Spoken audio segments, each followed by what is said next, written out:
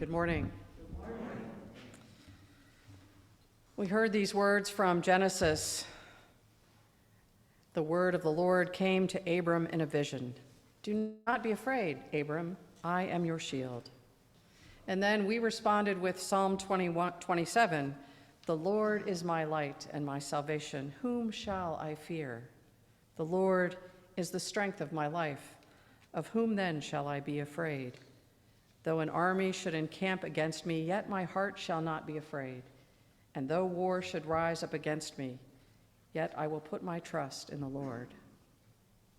I don't know about you, but I can't hear these verses without thinking about our sisters and brothers in Ukraine and what they are dealing with and have been dealing with these last few weeks and also in these last many years. Do not be afraid. Even though war and armies should rise up against you, even though you don't know what the future holds, even though you may be terrified about what lies ahead, do not be afraid. And then in our gospel passage from Luke, Jesus is warned to leave the area by some Pharisees who tell him, "Get away from here, because Herod wants to kill you." Yet Jesus isn't afraid. He tells them, "Go and tell Herod, that fox," I love that fox, "that my work here isn't finished, and I'll leave when I'm good and ready." I'm paraphrasing, of course. Jesus' response is to tell them not to be afraid, that he has work to do, and he'll leave when he's good and ready, and he knows where he's going. Do not be afraid. It's easier said than done, isn't it? We're afraid of many things. And fear, it's not always a negative reaction, right? It's sometimes the thing that motivates us or gives us the adrenaline, which enables us to get out of something that's difficult or to deal with a fearful situation. There are people, when something happens, that head towards what it is that's happening. I think of the nurse at Magruder who helped the student who was shot in the bathroom, where others of us might feel like we can't do anything and just need to huddle in the corner or go find help elsewhere. There's a lot of different reactions to fear and to things that are uncomfortable. It's said that there are 3 types of fear. Rational fear, which occurs when there's a real imminent threat like war or a shooting. Primal fear, that is defined as an innate fear that's programmed in our brains, maybe like the fear of snakes, although I understand not everybody's afraid of snakes, or spiders. Again, not everyone's afraid of spiders, but you can think of that thing that you might have in your soul that just gives you the willies or you really are fearful of. And then we all have, I think, irrational fears, fears that don't make logical sense, and they can vary from person to person. I don't even want to try to come up with an idea, but I'm sure you can on your own. What is irrational? Maybe that the world is going to end, although that may not be so irrational these days, or that, never mind. I'm not going to go down that path. But there are lots of different fears. And then others suggest that fear is relative. It's not real or imagined. Fear is not logical or illogical, rational or irrational, valid or invalid. Fear is just an experience. It may be an intense experience, and it may have many unappreciated effects on our lives.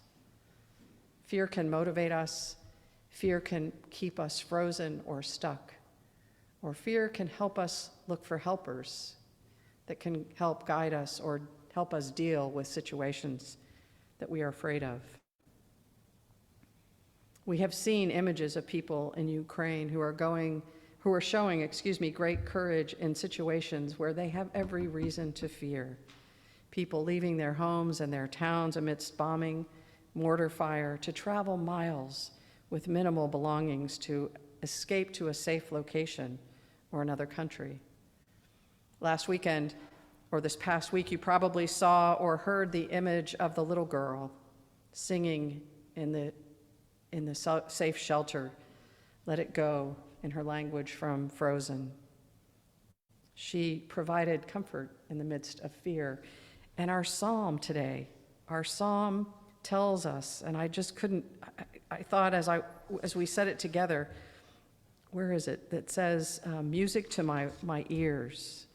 I will offer in his dwelling an oblation with sounds of gladness. That, she didn't know that. She didn't know that psalm, maybe she did. But she offered an oblation with sound of great gladness.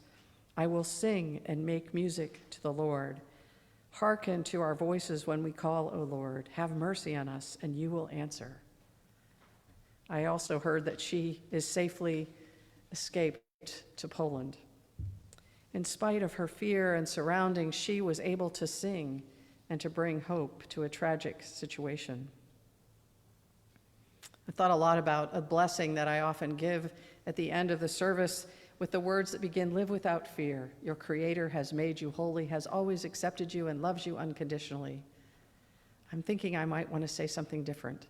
It's okay to be afraid, but remember, God is with you. There is a lot to fear in our world and in our lives, yet we are encouraged to live without fear because we are not alone. We are never alone. Some of you may know the hymn that starts with a verse and then the refrain goes like this: be not afraid. I go before you always. Come, follow me, and I will give you rest. It's Jesus' voice calling to us to be not afraid. Jesus goes before us always. He wants us to follow him, and he will give us rest. Be not afraid. Fear not. Did you know that in the Bible there are 365 occasions for the words either be not afraid or fear not? Some commentator says, well, there's actually 366 because we have to take into account leap year when we have an extra day. But isn't that reassuring, and isn't it kind of amazing? 365 or 66 days a year, and there are that many occurrences of the words fear not or be not afraid. God doesn't want us to go a single day without hearing these words of comfort. Fear not, for I am with you. We follow Jesus. Jesus, who was completely divine and completely human. Jesus knew what it was like to be afraid, and yet he has set his face towards Jerusalem to walk in the way of love and to walk the way of the cross. A few weeks ago, I preached about the transfiguration when Jesus was on the mountain with Peter and James and John, and they saw Jesus talking with Moses and with Elijah. We don't know what that conversation was about, but I think I said that I maybe wonder if Jesus was getting a pep talk from these prophets saying, you will never be alone. What you have to face is hard, but we will be with you every step of the way. And Jesus assures us that he has gone before us, and he has faced the worst that humanity can do to humans, to humanity. We see it again. We will see it again and again and again. But God and Jesus tells us to fear not, for I am with you. You are mine. Do not be afraid. God is the strength of our lives. So as we continue our Lenten journey and follow Jesus, remember when we are faced with a challenging situation or something that seems impossible, to repeat that mantra in our own hearts and minds. Be not afraid. Jesus goes before us always. We promise to follow him, and he will give us rest. May it be so. Amen.